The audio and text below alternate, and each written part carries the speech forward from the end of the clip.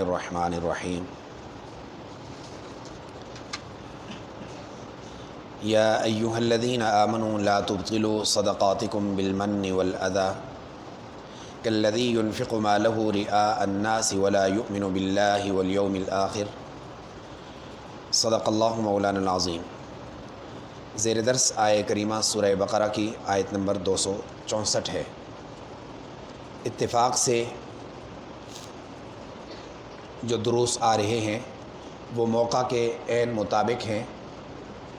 اللہ کریم نے زیر درس ان آیات میں اہل ایمان کو ایک خرابی پر متنبہ فرمایا ہے۔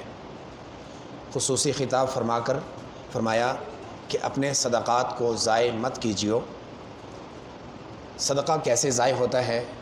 ابطال صدقہ کے لیے 3 چیزیں ہیں جو صدقہ کو باطل کر دیتی ہیں، جن کا تذکرہ پچھلی آیات میں بھی گزر چکا اور ان آیات میں بھی آ رہا ہے دوبارہ تکرار کے ساتھ۔ اہم بات تھی اس لیے دوبارہ اس کا تذکرہ فرمایا صدقہ ضائع ہو جاتا ہے بالمن والأذى، احسان جتانے کے ساتھ صدقہ ضائع ہو جاتا ہے اور تکلیف دینے کے ساتھ صدقہ ضائع ہو جاتا ہے۔ اس کو ایک مثال میں بیان فرمایا۔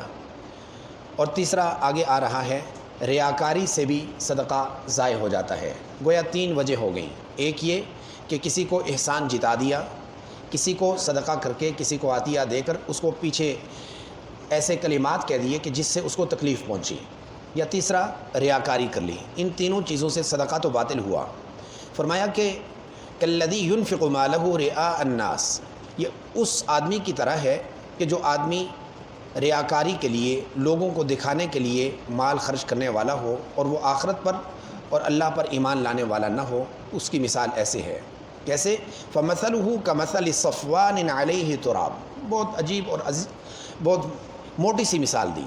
فرمایا ایک پتھر ہو، پتھر کو ویسے حجر کہتے ہیں لیکن یہاں صفوان کہا ہے، وہ پتھر جو چکنا پتھر ہے جس پر مٹی پڑی ہوئی ہو، تھوڑے سے پانی کے ساتھ بھی وہ چلی جائے، ایسا چکنا پتھر علیہ تراب، اس پر مٹی جمی ہوئی تھی۔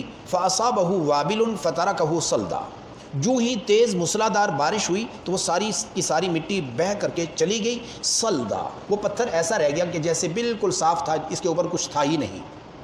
فرمایا یہ جو صدقہ کرنے والا ہے یہ لا یقدرون علی شیء مما کسبوا، کہ جو انہوں نے خرچ کیا وہ اس پر کوئی بھی قدرت نہیں رکھنے والے۔ ایسے ہی ہے کہ جیسے کوئی آدمی صدقہ کرے، ریاکاری کے لیے کرے، دکھاوا کرے، ساتھ اذیت پہنچائے، یہ گنوا دے، جتا دے، یہ کام کرنے سے نتیجہ پیچھے کیا ہوتا ہے؟ اللہ کریم فرماتے ہیں کہ یہ ایسا ہی ہے کہ جیسے اس بیج لگانے والے کو کچھ حاصل وصول نہیں ہوا، ایسے ہی اس آدمی کو بھی قیامت میں اس صدقے کا ثواب ملنے والا نہیں، بلکہ الٹا گناہگار ہوگا۔ گناہگار اس لیے کہ جیسے ایک آدمی اپنے ہاتھ سے ایک نوٹ کو آگ لگا دیتا ہے، اپنی رقم کو، مالیت کو آگ لگا دیتا ہے، اس کو یہ گنجائش نہیں۔ کیوں؟